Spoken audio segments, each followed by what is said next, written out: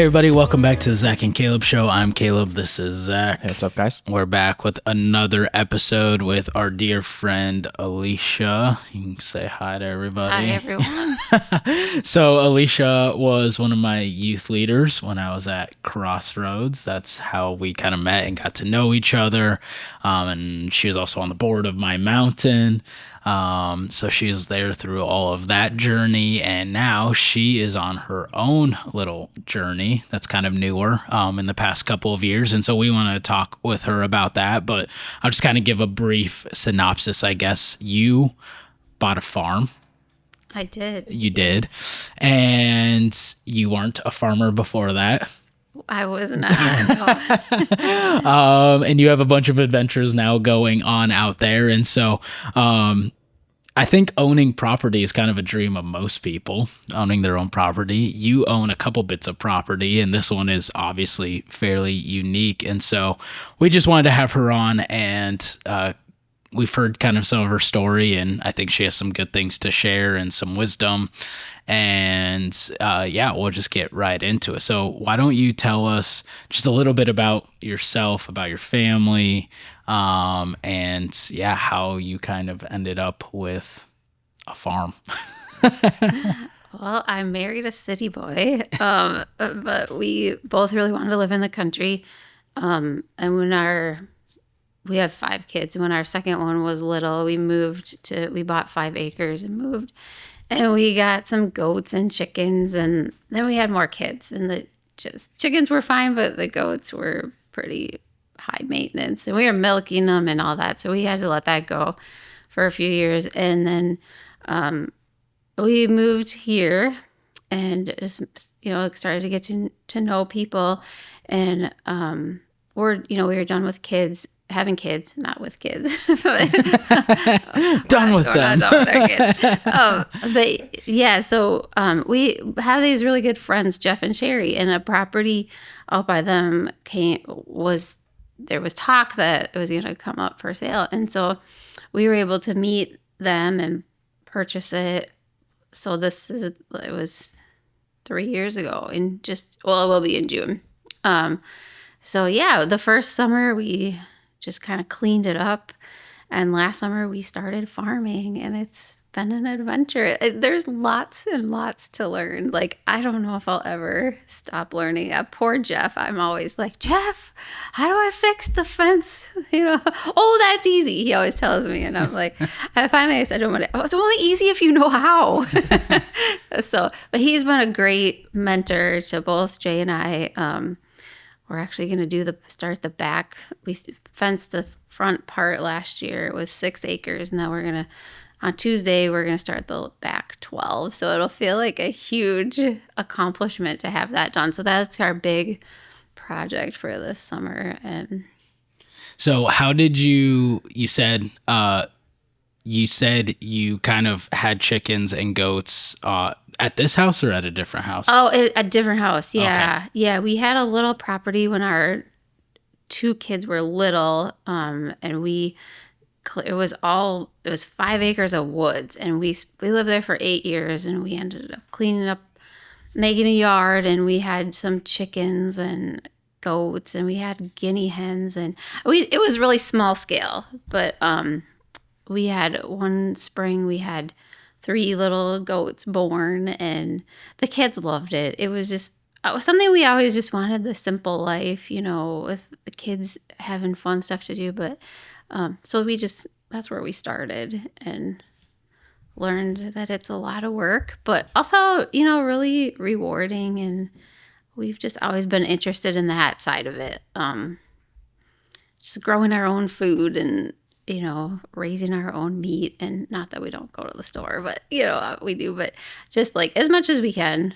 And, So you said Jay was a city boy. And what is your background? Like, why did you decide to want to grow your own food, butcher your own meat? Like, what led you to that place? I grew up in the country most of my life. My parents, we raised chickens. My dad, he still is a little bit in construction, and there was one winter he just really didn't work, and so he bought 100 chicks, and we had to help. We raised these chicks and helped butcher them and sold them, and ended up we raised 700 chickens that summer. I remember hating. I mean, my sister still, she'll be like, "You butcher chickens? Did you get enough of that?" But it was how we could pay for our school clothes and whatnot. And my mom was a big gardener, and she canned. And I remember just kind of being like, of course, as a teenager, you hate it, but just kind of being like, oh wow, you never really realize what I had. I guess how fresh our food was and all that until I grew up and got married, and then you're just going to the store, which is fine. But our first little house we had, Jay put me in a little garden, and I was like, oh my gosh, I can grow my own cucumbers and tomatoes and whatever. And it was tiny, but we had just Anna at the time, and so it was just enough for us. And then we had Nick, and there was a few years that not a lot got done, but his health was definitely priority. But I actually was invited out to this farm in Meesville, and it was like a little preschool field trip. And I remember getting out of my car and being like, wow, this is what I want. They had like a few cows and some sheep and like chickens, and the lady just wanted to show the kids her farm, and my kids loved it. And I went home and I'm like, Jay, I want a little farm. He's like, yeah. And he was never against it. He's like, yeah, that would be really cool. So we started looking for property, and it was hard to find. But we actually at that point had a friend tell us about the same thing where it was going to be for sale. And so we were able to talk to the people and get it with a realtor. Same kind of deal. And at that point, I had to quit working.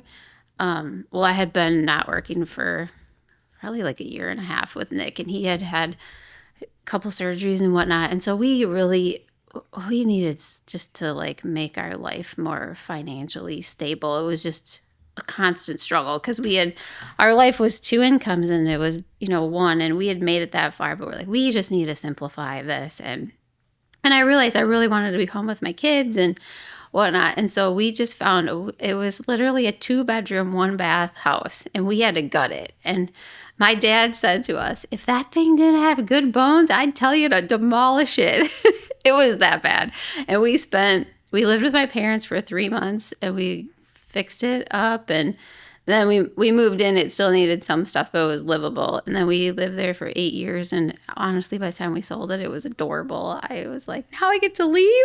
But we had found this place, and we needed more space, and ended up coming here. So yeah, it was just kind of a slow, and we were there, and I think Charlie, our fourth child, was probably a year and a half, and we had had a few chickens. We just had like 7 or 8, and we'd get a few eggs, and we had this wild turkey come down and was trying to get in our coop. It must have been like lost from its flock or whatever. And all winter long, Nick, he was probably like 7. He was determined to catch this thing, and it took him from November to March. He finally one day comes running up to the house with this giant turkey in his arms, and I'm like, "What are you doing?" And they loved it, and it just was fun to see that. And so that's when we got goats, and I said, "Well, buddy, you want to help me take care of the goats?" So he did. He loved it. He'd help me feed them, and we milked them, and there's a funny story. It was cold out, and he didn't want to stay in the house. So I took him out with me, and it was probably a year and a half, and picks up a piece of goat poop, and I'm, busy milking the goat. You had to clean everything, whatever. And he's like, "Mama, raisin." I was like, "Oh, no. So the kids will tell you funny stories of Charlie trying to eat goat poop and whatnot. But yeah, then the babies, goats were born. We bred them, and I don't know. It was just a very slow. And then actually, I found out I was expecting our 5th one, and I was like, I can't do this. It's a commitment. You have to milk every day and whatever. And we thought we would just quit milking, but some friends of ours had a couple goats and offered to buy them, and we just kind of went that route at that time and kept our chickens. So we moved here, and actually it was, less land, and we just thought, well, we're getting kids into high school, it'll be crazier. And so we just had the chickens, but they got older, and it was like, hey, we could do this. So it, honestly, it just kind of all happened. I mean, it's definitely something I've prayed about, like, Lord, if this is what you want me to do. And it's something I love. I love growing things, and I've render the tallow now and make a lot of like skincare products. And so I have this little tiny business. I don't have a ton of time, but and I added the bees a couple of years ago. So it's slow, it's just. And the other day I was like, Jay, our 5-year plan might turn into 10. And he's like, yeah.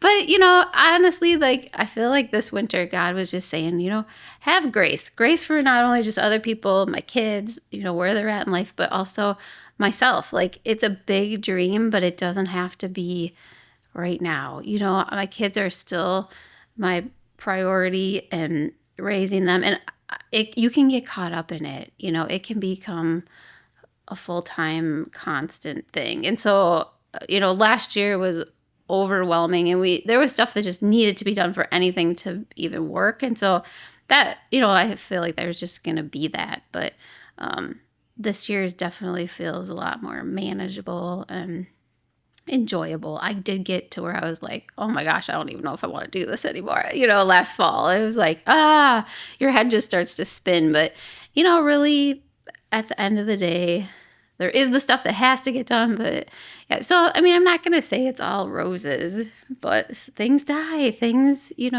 but it's also really rewarding, and you meet cool people. I've met such cool people that are real farmers. I'm just a pretend one. They just love to, most of them just love to share what they do, what they know. And, it's always learning every step of the way. So did that even answer your question? Yeah, no, I think you gave us plenty to go off of. I'm going to let you go. Yeah, so immediately I thought of something literally this last weekend. My pastor was talking, and he said, a lot of times you get frustrated with things you don't know and things you want to change in your life and things in this, and you say, that's not what I do. I can't do that. And he's like, but I've been adding yet to the end of it. And that's what I think about with you guys. It's like, we don't know how to do bees yet. And it's like, we can learn it. It's possible. And so, but yeah, it just made me think about that, where it's like, because I think, especially when you talk about life like slowing down, I mean, right now I've got a 2-year-old, another one on the way, and it's very chaotic because it's like things happen fast. The days are already like flying by, and to like make sense of it, you almost feel like you need to just cut things out of like, and just make a decision like, I will never do this. I will do this. And, you just kind of like stop dabbling in things, I guess you'd say. But I think talking with you, and it's like, you don't have to stop. It's like, you can just make it a slow, long, because it kind of comes down to like, how bad do you want this? And I think that's the question of it. And it's like, if you don't really want it, then maybe you should cut it out, because it's like, if you want to achieve it just to say you've done it, then it's like, I don't know, maybe that can go. But it's like, I mean, you guys are even talking about like making your own kombucha and stuff. And it's just like, you guys are doing all these things because you're just like, I want it. I don't need to prove it to anybody, unless you do. I don't know. Is there someone you're like, I gotta show them? In 3rd grade they said I couldn't farm, and I proved it wrong.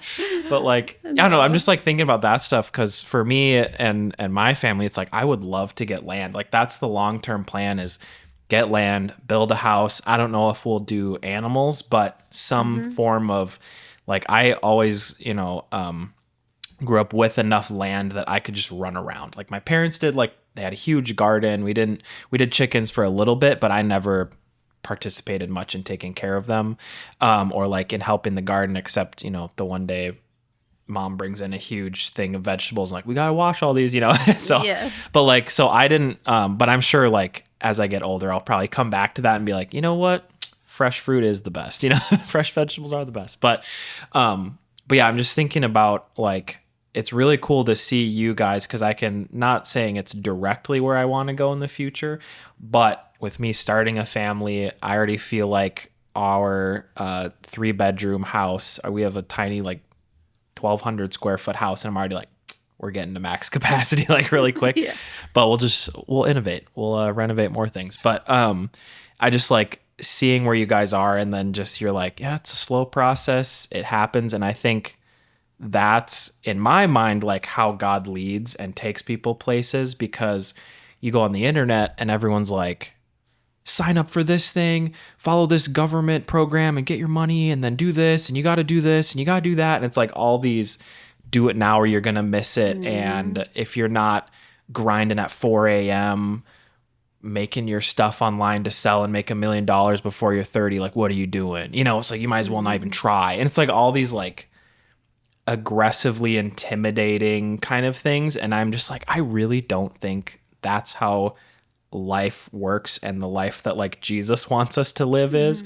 And when you say like, we wanted this and things just kind of happened, I was like, oh, that feels like better to know that it's not like, let me make you a list of 10 things you got to do right now. You know, it's just kind of like, Yeah. I imagine like your prayer life probably followed the same pattern. I'm assuming of like, you wanted a farm. I'm assuming you prayed about it. And like, and I feel like that's how also the Lord like teaches us, is he's like, you ask for this and I will give you something. And that will perfectly adjust. Like if you're healthy spiritually, it will adjust like how you pray and what you ask for. And I don't know. Yeah. I just think it's like, it's cool to see you guys going down a path that I'm like, I would love to be there.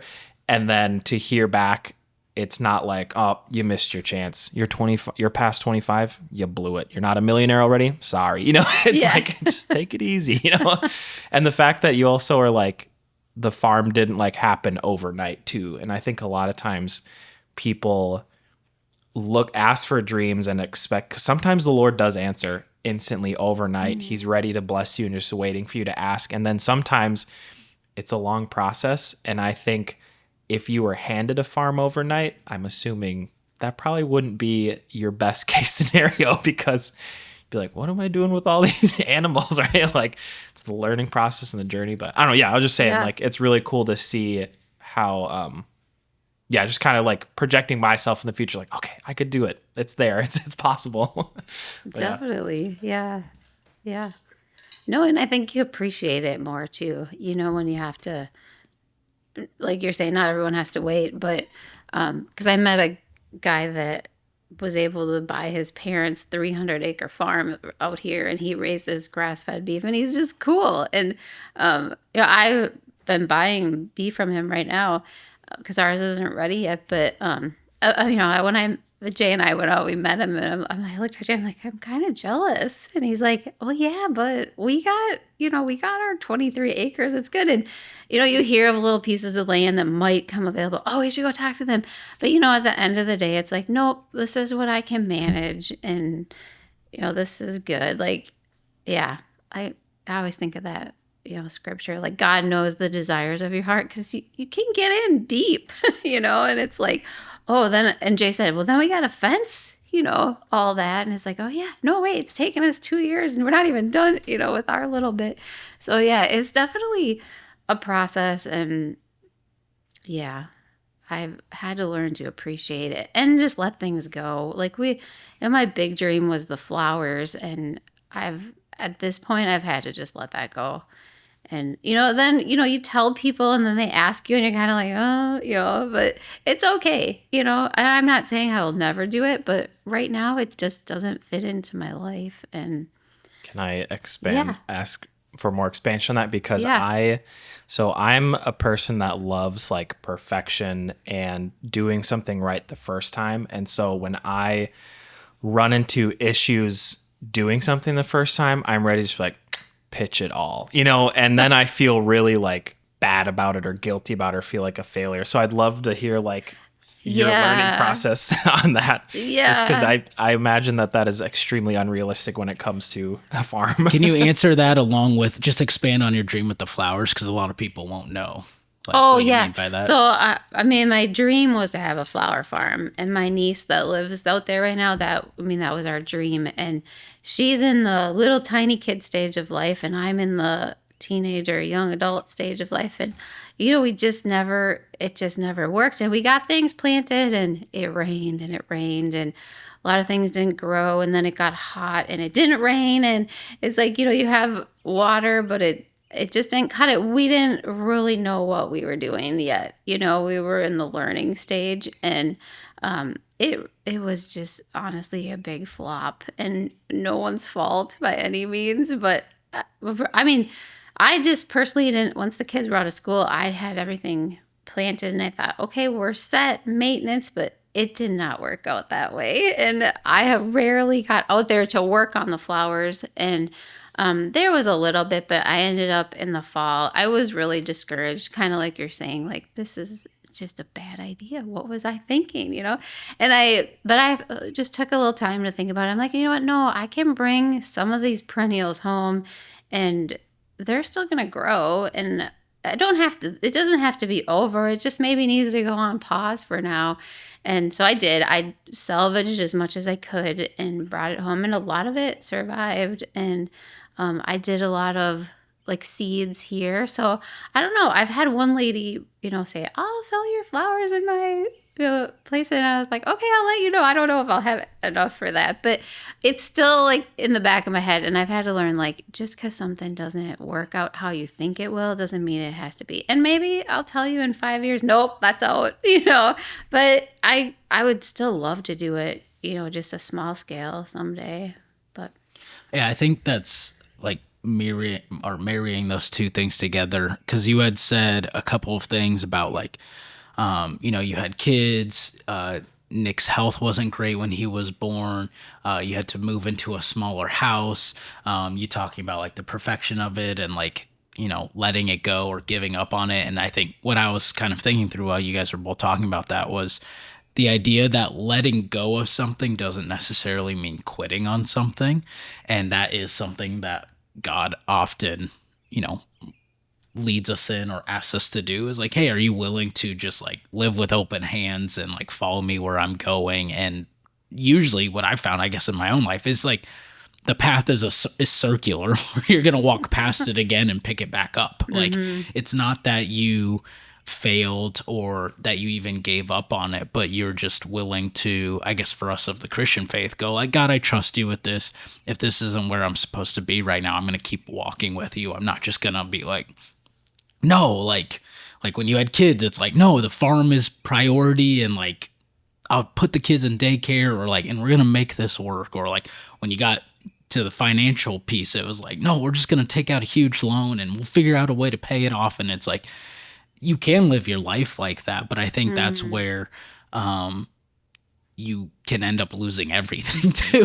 Like, it's not just like giving up something and then hoping that God like brings it back, but it's like you just kill everything because your priorities aren't right, or you're just too stubborn to continuing to follow the Lord and like whatever he's called you in. And so I don't know, that thought comforts me a lot of like, oh no, if I give something up, it doesn't necessarily mean I've quit on it. It just means I'm trusting God with it, and I believe he's going to bring it back. And even if he doesn't, like, I'm going to believe that there's something better along the way. But in my experience, it's like you usually walk past it again and are able to pick it up, and which is a lot of fun, because then you realize like, oh, I can trust God. I can have faith in God.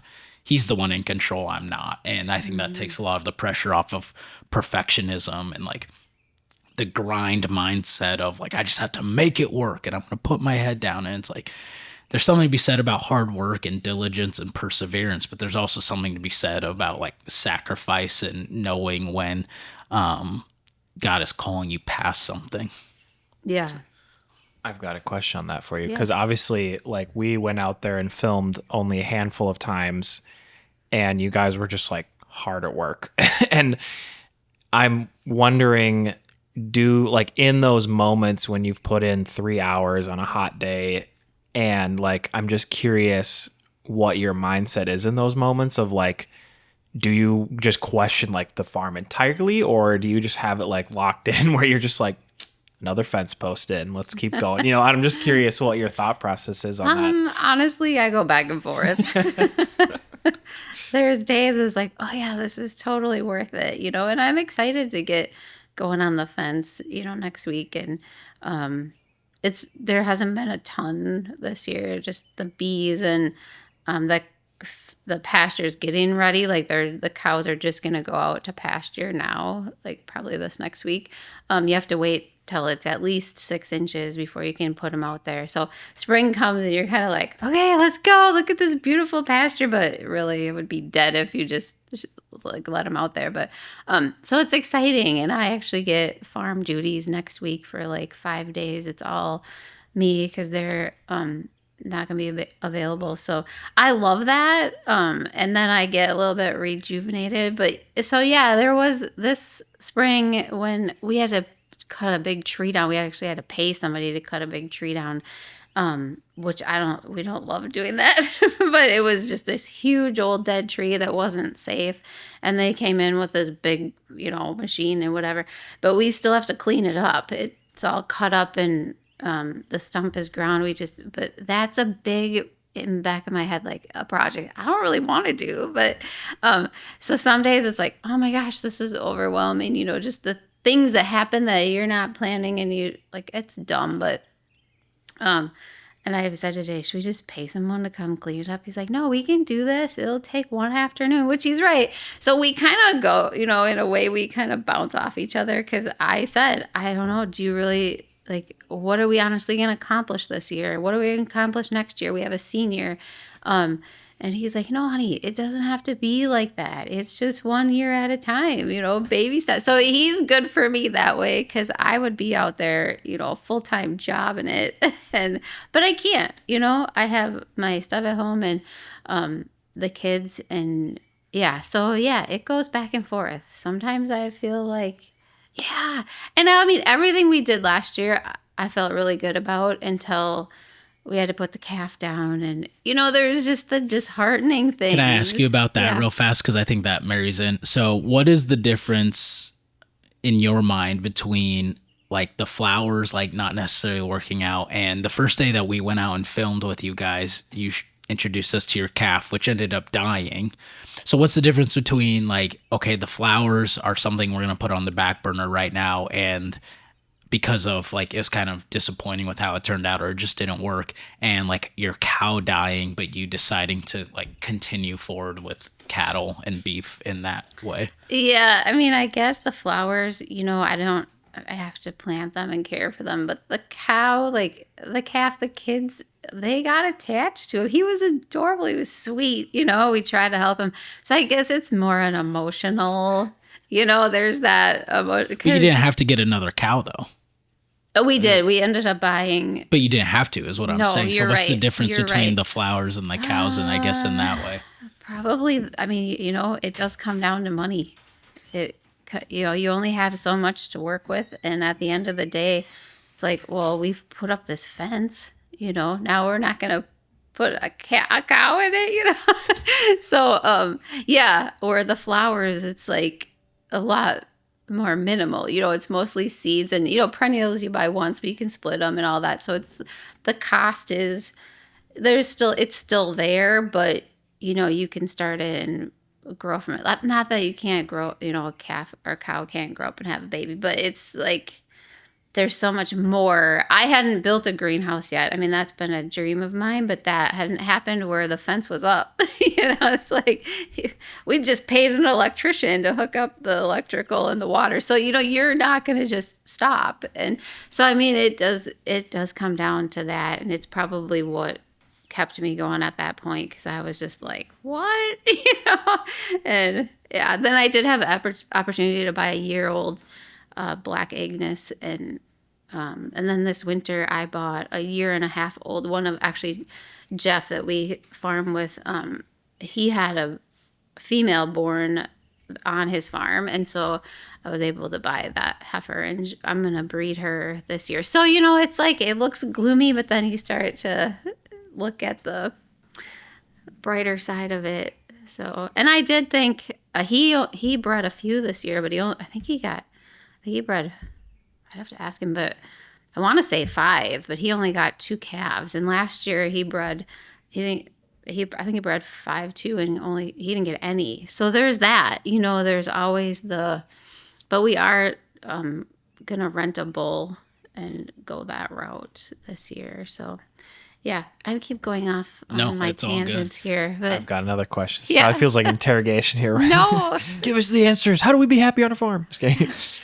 You mentioned a lot with you and your husband, kind of like the fact that he accepted the dream as well. And I think there's more to explore there, because I think a lot of people, when it comes to these types of things, obviously like one person kind of takes ownership of the dream. And I think it is amazing when the partner supports that. But I think a lot of times when it gets really hard, that card can be played of like, this is your dream, not mine, kind of a thing. And so I'm just curious how your guys' marriage, how going through this, because you've got 5 children all in different stages of life. And like you mentioned, medical concerns here, and just on top of your own like existence. It's not, nothing's like so easy. You're like, let's just add one more thing to it. You weren't like, we're so bored and nothing to do. Let's add a farm, right?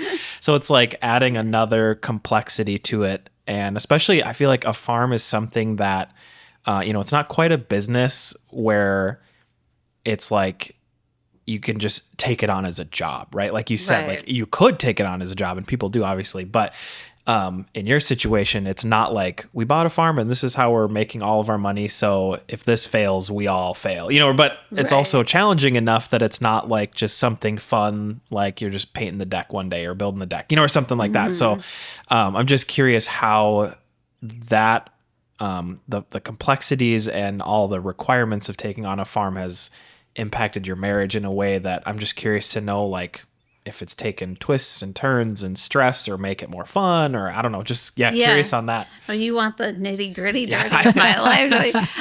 No, yeah, I would be lying if I said it wasn't ever stressful. We go round and round about things. I mean, it's definitely my dream that he loves and he wants to be a part of. And I have more time than him. He still works a full-time job. I mean, he has Friday afternoons off, but there's not you can start and, work Saturdays, but if we have a softball tournament or baseball, we have like 3 hours, and so it's hard. And I probably get more annoyed than him, but I can't do the stuff that I want to do, a lot of it on my own. I just like one person, you can't do it. The tractor is my best friend a lot of days, but still there's only so much I can physically accomplish on my own. And so, I would have fenced the pasture in April when it was beautiful out, but that doesn't work for him. It has to work with his job. And so I won't lie, I get a little perturbed. Like, are we ever going to fence the, and then he's like, yeah, how about, and it comes down to, you have to pick a day. And I'm like, do you even, do you even like the farm? And he's like, yeah, I do, but I still, so that is a frustration, because I am home and my kids are now in school and I have the time. Well, I still have all my life to do, but I have more time than him. He can't just leave work and go farm. It doesn't work that way. So we do have to pick, like, be intentional and pick. And he's taking off, next Tuesday, so we can go. And we'll all be out there, and that'll be our project all day. So yeah, there is a lot of frustration there. It comes down to it. We love it, but yeah, it's like anything in marriage. You still butt heads and like, and I'm like, I want, to like get a pig, and he does too, actually. That's actually one of his dreams. But I'm like, you have to put a low electric fence line in for pigs. I'm like, let's partition apart. He's like, honey, we don't have time to have a pig. And he's right, but so it's like talking sense into me a lot of times, and the biggest thing is we don't live there. So that gets to be hard because, here there's just so much I can go run out and do in my own little garden or with my own chickens. I have my laying hens here and it's easy, but there even though it's only a few minutes away, it's getting there, it's getting out what you need, it's starting, and then you got to leave or whatever. So that is probably my biggest frustration, and that does deter me from doing a lot of things, just because, oh my gosh, if I start, in my head it's like, oh, if I start that, it's going to take me 3 days. It would take me normally 2 hours. So I don't know, I'm not going to do that, so yeah. And we've thought we'd get out there sooner than later, but I don't know. It might be a while, honestly. And So how do you navigate that frustration and not like stay frustrated? I just have to in my I look at my week and I'm like, okay, this is when I'm going out there, and it's just on my schedule, and nope, this is what I got to do this day. This child has this appointment, this, whatever. And I just kind of treat it like another, I hate to because it's like my passion, but it's like kind of like another appointment for the day. And when I get out there, I'm just like, oh, yay. But there's just something about it. It just calms me. But yeah, like Wednesday, I had to get out there. And even though it was raining, I had to pick the non-rainy part of my day and mess with my beehives and add some stuff to them. And, that's what I've learned. I can't just constantly be running out there and whatever, Like Greta has softball practice, so I'll drop her off. I'm like, okay, I got an hour, and I'll run out and do what I need to do.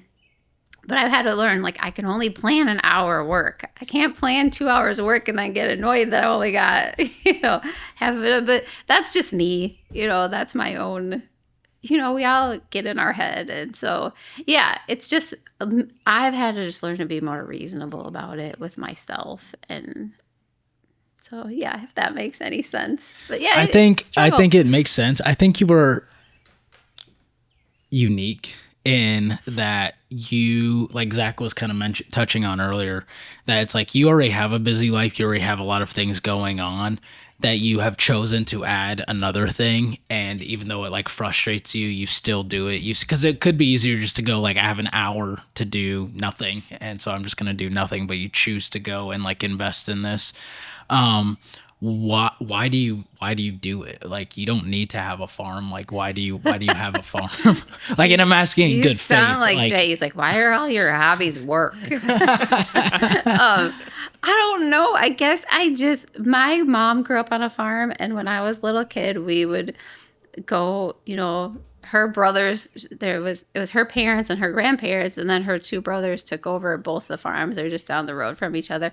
And we would go visit, family, and go out to the farm. And I just loved it. There's just something about it that it just calms me. It's like, I don't know, I feel like I have a little part of my grandma in me because she just loved the farm. I remember, her talking about it when she had to move to town. And I was like, well, Grandma, why did you move to town? Well, because the boys had to take over the farm. I couldn't just live there. And I remember, but it grieved her, like she loved. And she taught me how to garden. I mean, my mom gardened, but I would go stay with her for a weekend, and we'd be out in her little garden. And I don't know, I think it's just something I love. And I don't know if I have a specific answer, but I've just been drawn to it. I love to grow things. I remember when Elise, my 17-year-old, was like 3, I'm like, I want to learn how to make soap. Who pays this much for soap? And Jay's like, what? Who makes soap? This isn't the 1900s, 1800s. And I was like, I don't know, it sounds cool. Like, then you can put whatever you want. And she had like skin issues and whatnot. And so I thought, there was this lady that I was in a buying club with, and one day we were chatting, and I'm like, she said something, and I was like, yeah, I really want to make soap. And she's like, you do? Me too. And she actually owns a big farm now and has a CSA, and it's just really cool. But yeah, so we got together she had 3 little kids, and so did I, and we had no idea what we were doing other than we knew we needed gloves. And we made this soap, and it was the biggest flop ever. And we realized we shouldn't even have had our kids around. I mean, they were playing, but yeah, you're working with lye that's caustic, and we just kind of looked at each other, and we're like, what in the world? But we both went home, and she's like, I'm gonna try this again at nap time one of these days. I'm like, yeah, me too. And within a couple weeks, we ran into each other again, and we'd both tried, and she's like, hey, mine worked. And yeah, and so I mean, it's weird how things start, but that started my love. And I made this soap, and it started my love for making soap and creating what I want it to be. And I do have a little business now, and I've changed it now over to the tallow. So I incorporate that into it. And so, yeah, dumb little things, but they're not dumb, but they are interesting. But who does that? And the kombucha, that was, my mom had my parents kind of take people in. They're just, I don't know, they're just these sweet people, and they take people in. And there was a pastor that was affiliated with the church we were going to at the time. And he had some big stuff going on in his life, and he just needed a break. And so his congregation said, we want you to take, a couple week break. And so they asked my parents if they would host them. And first his wife came before him, I remember, and just the sweetest woman. And she was all into gardening. And so whatever, I just clicked with her. I loved her. Like, my mom's like, you need to come over and meet her. And it was like, she must have known we'd have this instant connection. And her husband then was coming, and she was telling us about kombucha. And my mom's like, well, I want to make this. So she had her husband bring the SCOBY for kombucha with him from Canada. I never asked how he got it. If he must have put it in his checked bag. I don't know. It's been 20 some years. I mean, Anna was little, so it's probably been like 21, 22 years. Crazy. And so while she was there, she showed us how to make kombucha, and I've done it ever since. I have never quit. And yeah, and then Jay started putting it in a keg and carbonating it, making this. Then we owned a little convenience store for a few years, and we looked into making it and selling it, and you can, but I mean, I don't know what I'm thinking sometimes. I have all these kids, but it was kind of fun just to look into it and see if it was possible. But yeah, so yeah, it's just the weird little things that come about into your life. And I've got a question. Do you read the Bible differently now that you've started this journey? Because there is, I feel like 90% of the metaphors are like farming and stuff. Yes, that my mom always used to say that. Oh, the cattle on 1,000 hills, because she grew up, in southern Minnesota and on a farm and whatever. And I always thought, whatever, But now the other day I was driving out towards another town, and there was a big, it's pretty flat around here, but there was a big mound, and the farm, the farm was in the front of it, and they had all these horses and this big mound, and they had these cattle up there, and I was like, oh my gosh, that's, all these years later, and I was like, that's what Mom was talking about. So yeah, in a weird way, you kind of do, and some of it makes sense, when they're, to me now, when they're talking about the different animals and the different times a year and the whatever, it's starting to make a little bit more sense. But I have a follow-up to that. Yeah, I would love to hear, just like, how has your faith grown through this specific part of like your journey, whether it's related directly to the farm or like navigating all of these things. Like, what are some things that you've learned, I guess, in your spiritual life that make you look at things a little bit differently? I think that, nothing's for sure. You can have a big dream, and it doesn't mean it's going to turn out how it is in your head, but that's okay. It kind of makes it even more beautiful, maybe annoying first, but then, there's something beautiful about it. I definitely trust, farmers, I remember I'm talking about the weather. My mom always joked that the old farmers would stand around their trucks talking about the weather. And, I'm like, well, that's weird. Why would they care? But it's so dependent, and you don't realize that until you start being the one depending on the weather, and how things, you don't have control over if the hay is going to grow or whatnot. And you need the hay, and, you need the pasture to grow. And it's everything's, the whole cycle of it all. It's just like I said to Jay, man, I'm so grateful that we don't have to depend on this. I can see how farmers just, a few hundred years ago or even 100 years ago, they would just have to pack up and move on or go get a job in town, because it doesn't always work, and we're not, our livelihood is not dependent on it solely. So we're okay, but, they weren't. And that stuff never hit me before, but it's just a whole new reality of like, wow, I have, this is really in God's hands, these things, I mean, I can do what I can do, but at the end of the day, it's not really up to me if this is all going to work out and these animals are going to live and these plants and all that. So Yeah. Does that? So has that changed how you've lived at all, I guess? Or like obviously it's changed how you think, but like as you go through life, what is the result of that thought?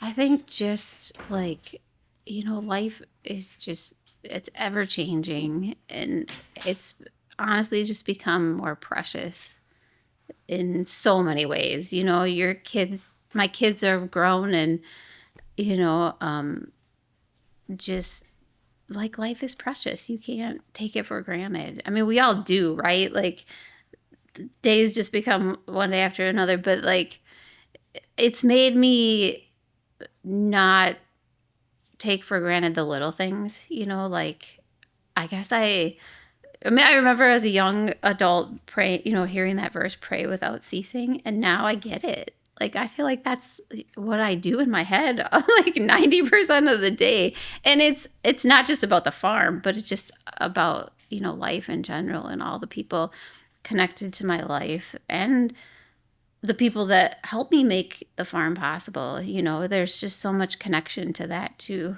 And just it's really cool, what it brings together. So yeah, did that answer your question? That's good. That's so good. I really like that a lot. Because I think literally a couple months ago, I feel like the Lord changed my perspective on gratitude, which I didn't realize needed changing. Yeah. But I was like, it was the day that I was very frustrated and really angry and like all these things. And I forced myself to like be grateful because I was like, I don't like being angry. I don't want to be in this place. I can't rationalize my way out of it because my rationality is what got me to this place of anger, because I'm like, this isn't right. This isn't how it should be. This is wrong, And so then I was like, all right, well, I know the one thing is if I force myself to be grateful. And so then I was like praying, I was like, Lord, thank you this, thank you that, whatever. And then it shifted and I was like, I'm counting from like where I think it should be and then marking off, this is where it should be. Thank you, Lord. This is not, we're going to ignore that. This is where it should be. Thank you, Lord. And then he like changed it and he's like, I want you to count up from 0 instead of counting down from like 100 of like, well, a perfect life would be at 100. So thank you, Lord, I'm at 90%, but it's like, Yeah. It was like, you could be at 0, it's like, oh yeah, I'm healthy right now. Praise God. Like I don't have, this and that. And it's like, I have a house, I'm married, I have a kid. And it's like, I have family. They're all still alive. Like some people don't have that, And it was just like counting up made me appreciate, like, just, I don't know, reminded of that when you say that. I was like, made me appreciate everything more.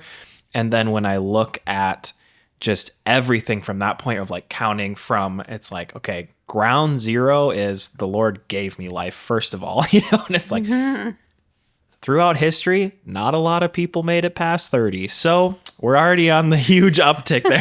It's like, I don't know, just like thinking of, that just changed my perspective and like the worldview and kind of stuff like that. And so I don't know, just relate to that a lot of like, you see things like differently. And that has definitely been a challenge with a 2-year-old because it's just challenging. It just takes I'm realizing so much. And I think that this is where I'm trying to like that perfectionism where I would take things like, if I can project it not panning out, I'm ready to just cut it off right there and be like, we're not even going to waste time. Mm-hmm. And I'm realizing like that is an attitude that I need to throw out because it's like when you talk about working on things, like committing to it and keep going, because it's like you guys also could have just pulled the plug on like the cows and be like, we put the fence up, we'll just count it as a loss, and just marked it right there. Yeah. But it's like, all right, we're going to keep going. And so I'm realizing like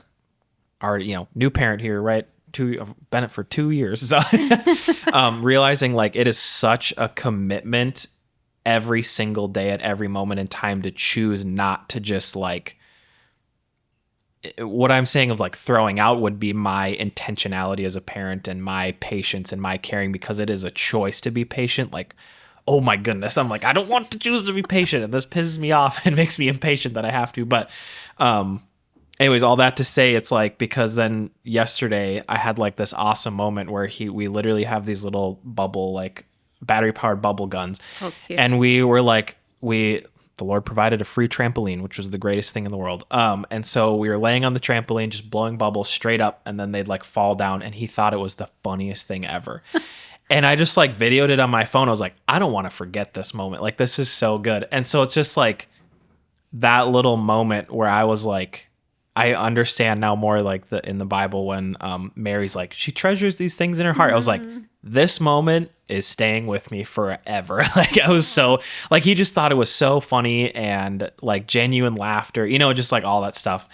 And so, anyways, it just makes me think of like, I need to be present to appreciate those moments. And if I was impatient or not present, I could literally miss moments like that. And it's like, and the thought of that scares me. And so then bringing that back around to like your experience with, sharing with us about farming, it's like making the investment, sticking with it, and that hard work might pay off in ways that are so much more valuable than can I exchange this for money in some way? Because I think I was raised where it's like, optimal workflow is you take something you're passionate about because that gives you extra effort and an edge on the competition, turn that hobby into something that makes money. Like, that's what you should do.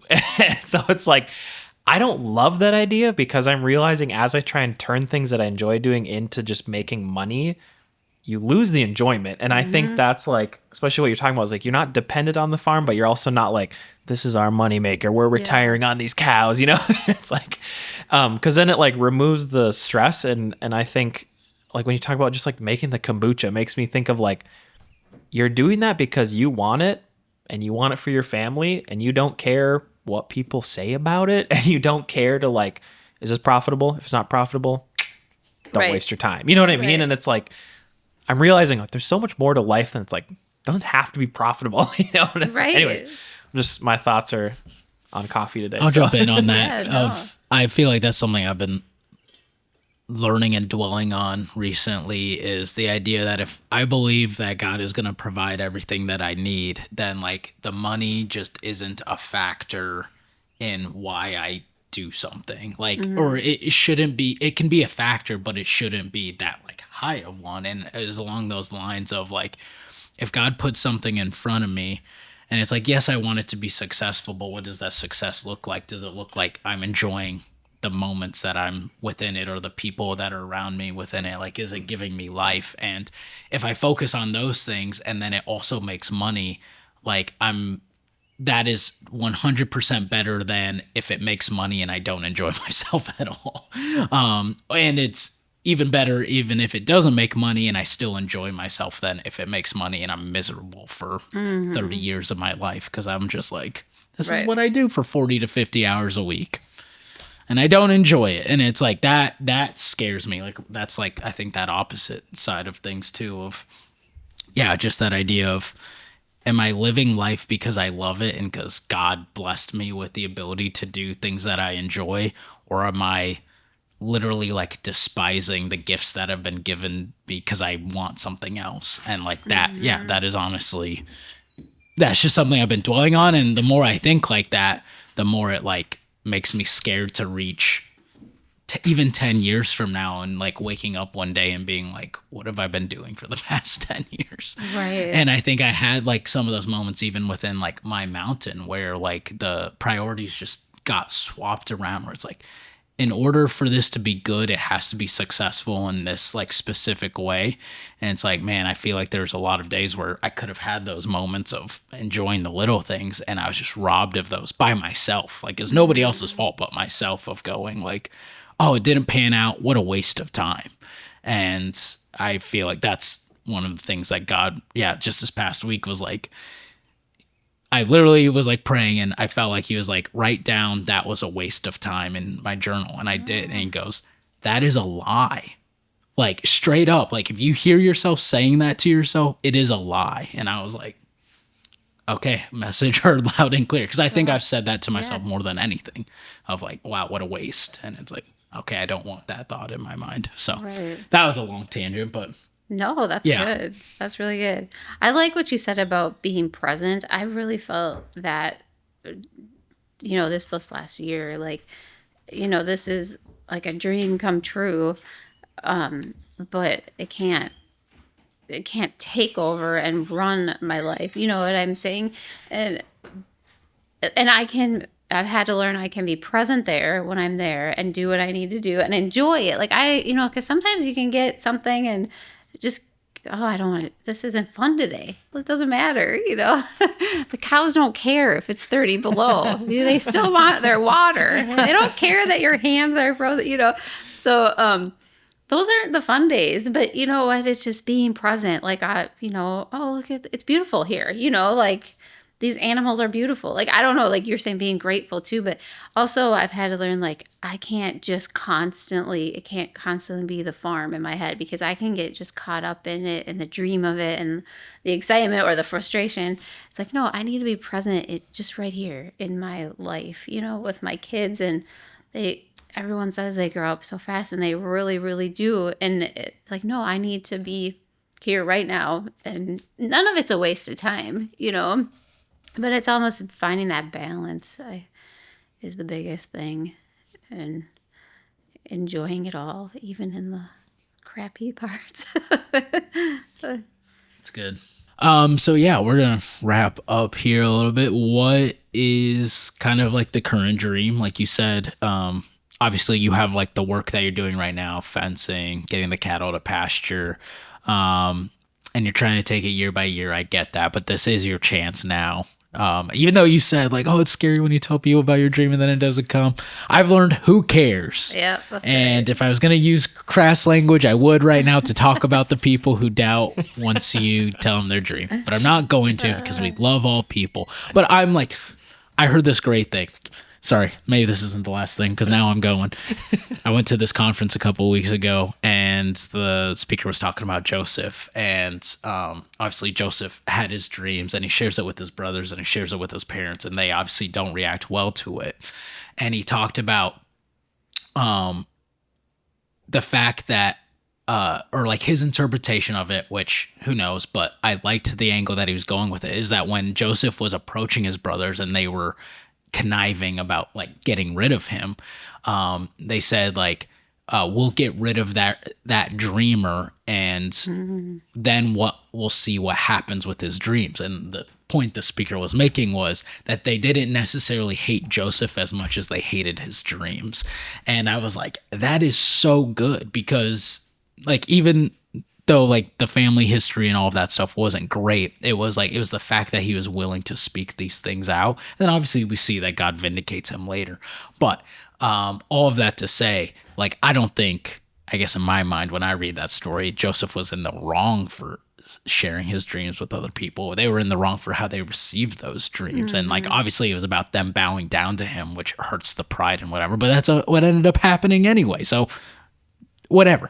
All of that to say, I think it is good for us as Christians to be able to receive dreams from other people in a loving way, and also understand as Christians that when we share the dreams that God has for us, that not everybody is going to receive it well, but that could also be the catalyst that gets you towards your dream, because that is the catalyst that got Joseph to his dream, was the fact that they hated his dreams more than they hated him. It's just a fun thing to think about. All of that to say, share your dream with us right now in front of the whole world. One of us will encourage you. One of us will shoot you down. Yeah. We'll draw straws about who's going to be bad cop. That's funny. But who knows? Maybe God will use that. No, I'm just kidding. We love your dream, and we'll protect it. And we obviously completely support it, because the past year we've been talking to you about it and filming it, and obviously think you're going to do really cool things, and think that you're a great influence, role model, inspiration to other people. That's why we're here. We want to hear what Alicia is cooking in the spirit, but also in her mind. I mean, my biggest dream is I would love to have a farm store. And there's a handful of us that, Jeff and I have talked, seriously about it. Like, we want to have, the meat, the eggs, the vegetables, all the honey. Yeah, the honey, all the stuff I make, like, have available to people, year round. Or I don't know if that's possible, but like even seasonally. And that's huge. And it just never seems to leave my brain. And I don't know how that's gonna end up, I don't know exactly the outcome of that, but I do feel like someday it's going to happen. And yeah, I tell him that and Jay that and his wife that, and we talk about our store and whatever. And like, yeah, when we have the farm store, we can, it's just this, like, I truly believe it will come to pass, but how it will actually look, I don't know. And how big it will be, I don't know, it might be the size of this table with the freezer over there, but yeah, so that's my dream. I would just love to share. You do what you do because you love it and you want it for your own family. But my kids are growing up and I want to, have the fresh and, the clean stuff available to them. And I, just the people in my life, like I care about, I have tons of support, then I have a lot of people that look at me like, oh, so you just kind of have to not care. You're right. You don't have to care. And letting the flowers go, it was kind of like, oh, but I can't care. And like you're saying, I might come back around to it. It might not. It would be cool if it did. But yeah, so that's my dream, is to live out there someday and then to have a farm store. Okay, I do have one more question. Sorry. We don't need to wrap up. It's our show. I can do what I want. Community, I think, is a big aspect that we haven't hit on yet. And I think that is like when we've talked in the past, like even with the flower farm and or the flowers as part of the farm, but also this community store. You've organized like community garden stuff here in Prescott. You trying to organize like a farmer's market and all that stuff. Like, how does community fit into your dream, and how have you seen it like enhance, I guess, like what God has called you to even within all of this? It's like the biggest thing. It's what I love. It's what I think people crave and need, and I think it's biblical. I think it's what's missing, that why people are so lonely, just on and on. And I think you find you have your family, you find your church community, but I think so many people are interested in this. They want to find the local people growing and raising things, and and we do the boutique. We've done it the 2 years, and I already have this big plan of next year, and the people that are part of it, like, hey, so and so would like to come, and I think we're gonna have to move it into the big barn because we just had it in the little garage, and which is a cool atmosphere. It's got the 100-year-old wood in there and whatever, but we're just outgrowing it, and that might be where we have food or something, but people come, they support it, they want it, and they want to sit and talk to you. They want to know how you raise your bees, how you, oh, are those your hives? Or like, people are genuinely interested in it, and it brings you together. And I think that's how like friendships or even acquaintances are formed. And I don't even have a list, but I could have a list of people that I could call when I have stuff, but I'm not there yet. So yeah, I've really seen it. And even just, just our friendship with Jeff and Sherry, somebody's like, oh, that's so cool. And I'm like, honestly, I can tell you they feel like family. Like Jeff feels like a big brother. And I love that. And that was created from this, he's taught me how to farm. He never looks at me like I'm an idiot when I ask him a question that I should know, or, it's just like, oh yeah, and he shows me how to do it or tells me how to do it. And he shows me his invention. He created these stakes that you put in the ground and you put the wire, because we move our cows. So we have the pasture and we move them every day or every couple days. So they have new pasture, and then it starts growing back. So you just have this whole cycle. And he made this invention and he wants to sell it. And it's cool. So he's all excited to show me. And, it's like, oh, wow. You'd look at me like, what? But to me, I know exactly what it's going to do and what it's useful for. And it's just cool and exciting. And so you form that with people, and it's cool. I think that's how it used to be. And I think that's how it should be. And I love that. Even if they're just coming out to buy a tomato, I don't care. It's still, oh, how'd you hear about us? Whatever. Like, I love that. Just that, I love our little town. You go in the library, I talk to the ladies. They want to know how my kids are, and you go into the post office. Oh, did your neighbor, blah, blah, blah. It's like, you can have that anywhere, but we've lost it, and I'm like, I feel like that just needs to come back, and that's huge on my heart. And if I can help that be, I feel like that is something God has called me to do. And it gets old, I get all excited, but then, it's a lot of work, and you get where you're wore out. But at the end of the day, it's worth it. And you're like, wow, you guys, we just pulled this off, and people are excited. And so, yeah, I do. I love it. So when's the next boutique? Well, it's either November 8th or 15th. We have to figure that out. I actually was So block off with all of school. November. with school ending. I'm like, I need to figure. I gotta. Yes. Everyone block off November. Put it down. But the Vikings games always matter in my family, so. I'll bring a projector over. We'll put it up at the boutique. Oh, that would be cool. That'd be really cool. Yeah, I gotta look at the Viking schedule, and then I gotta pick my date. So no, it's coming. I gotta get it out there. I need to find I think I'm gonna talk to my one niece. Because she said to me last year, "Can you believe this turnout? How did you advertise this?" And she's young and I'm not, and I was like, "Oh, just word of mouth, flyers. I just told people." And she's like, "What? You didn't put this on social media?" I'm like, "Well, I put it on my Instagram. I think, and it's like my aunts and stuff." And I'm like, "I think maybe they did."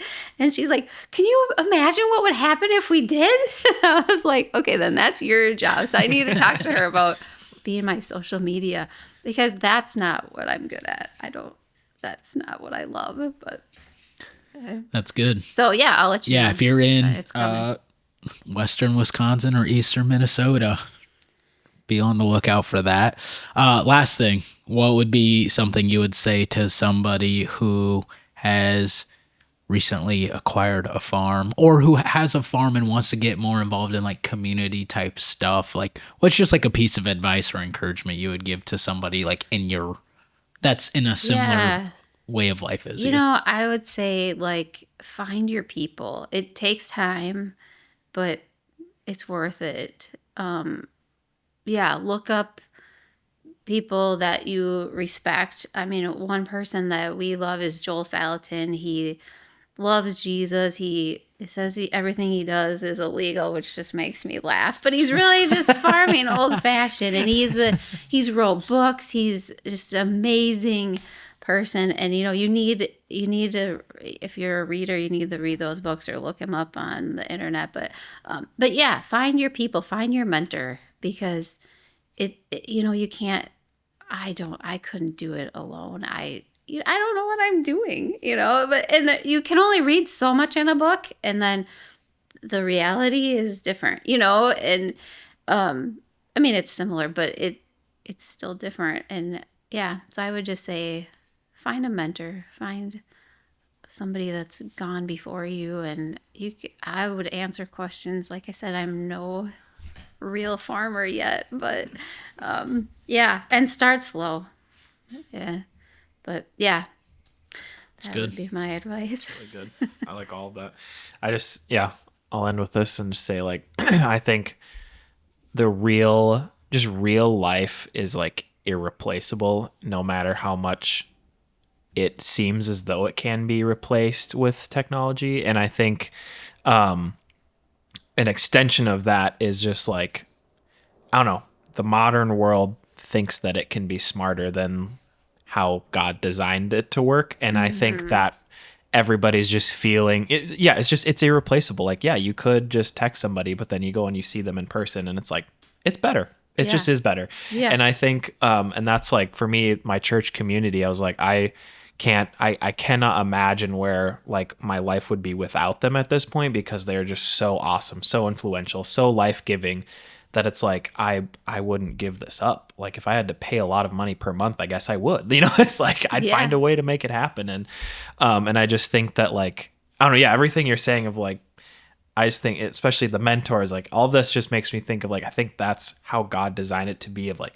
people passing knowledge down in person, and community just naturally like forming. And I don't know, just, I feel like there's just so much, it fills you up with so much life that things just can't quite fill you up with life in that way. And I think that's just because it's God's design. That's just how it is. And so yeah, I think that's awesome that like all of that's like forming around your farm too, and the people around you. And I don't know, it gets me excited. So because I'm still on holding out for the flower farm, because my wife loves making bouquets, and like that's just a random like small passion that she has. And so I was like, hey, back whenever we first met, I was like, hey, I met somebody who's like gonna do a flower farm. She's like, I'm gonna come out and make bouquets. I hate disappointing. See, no, it's okay. We don't have time to do it right now, so you're off the hook. you're in the But yeah, so yeah, no, this is awesome. It's a good conversation. Yeah. So fun. Good stuff. Well, thanks for listening, everybody. Thanks for letting us into your home and doing this episode. Love you guys. See ya. See ya.